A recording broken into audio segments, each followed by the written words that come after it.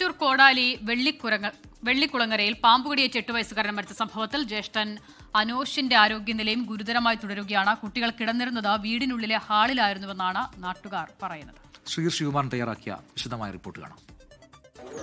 തൃശൂർ കോടാലിയാണ് നമ്മളുള്ളത്. ഇവിടെയാണ് വെള്ളിക്കുളങ്ങര ഈ ഭാഗത്താണ് ഒരു കുട്ടി പാമ്പ് കടിയേറ്റ് എന്ന തരത്തിൽ മരിച്ചു എന്ന് പറയുന്നത്. വൈസ് പ്രസിഡന്റ് ആണ് നമ്മളുടെ വൈസ് പ്രസിഡന്റ് അല്ലേ, എന്താ പേര്? മിനി. കാരണമെന്നാണ് നമ്മൾ കരുതുന്നത്. എങ്ങനെയാണ് ഈ സംഭവം ഉണ്ടായെന്നാണ് പറയുന്നത്? അതായത് രാത്രിയിൽ കുട്ടികളും അച്ഛനും അമ്മയും കൂടി കിടന്നുറങ്ങിയതായിരുന്നു. അതിലൊരു 2 മണിക്ക് ആയപ്പോൾ കുട്ടികൾ അസ്വസ്ഥത, വയറുവേദന എന്നുള്ള അസ്വസ്ഥത പ്രകടിപ്പിച്ചിട്ടാണ് അവർ എണീക്കുന്നത്.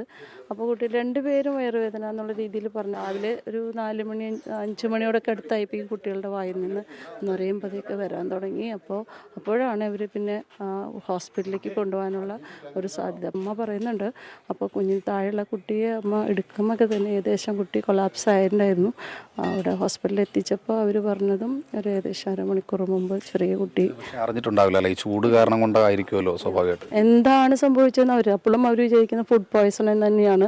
അവിടെ ഹോസ്പിറ്റലിൽ ചോദിച്ചെന്ന് പറഞ്ഞു പാമ്പിനെ കുറിച്ച് എന്തെങ്കിലും പാമ്പിനെ കണ്ടോ എന്ന് ചോദിച്ചപ്പോൾ അവർ പറഞ്ഞത് ഇല്ല, അങ്ങനെയൊന്നുമില്ല. അപ്പോൾ ഫുഡ് പോയ്സൺ എന്നൊരു നിഗമനത്തിലായിരുന്നു വീട്ടുകാരെത്തിയിരുന്നത്. പിന്നീട് പിന്നെ പോലീസ് അവിടെ നിന്ന് ഹോസ്പിറ്റലിൽ പറഞ്ഞതിന് ശേഷം ഇവിടെ പരിശോധന നടത്തിയപ്പോഴാണ് പാമ്പിനെ കാണുകയും കുട്ടിയുടെ വളരെ ക്രിട്ടിക്കൽ സ്റ്റേജിലാണ്, വെന്റിലേറ്ററിലാണ് കുട്ടിയുള്ളത്. ഇപ്പം ലേറ്റസ്റ്റ് ആയിട്ട് അറിഞ്ഞത് ആ കുട്ടിക്ക് ഒരു ചെറിയ വ്യത്യാസമുണ്ട്. അതിദാരുണമായ സംഭവമാണ്. മൂത്ത കുട്ടിക്കെങ്കിലും ജീവൻ തിരിച്ചു കിട്ടട്ടെ എന്നാണ് എല്ലാവരും ഈ ഒരു ഘട്ടത്തിൽ പ്രാർത്ഥിക്കുന്നത്. വിനേഷ് ബാബുരാജിനൊപ്പം ശ്രീകുമാരൻ, 24 തൃശൂർ.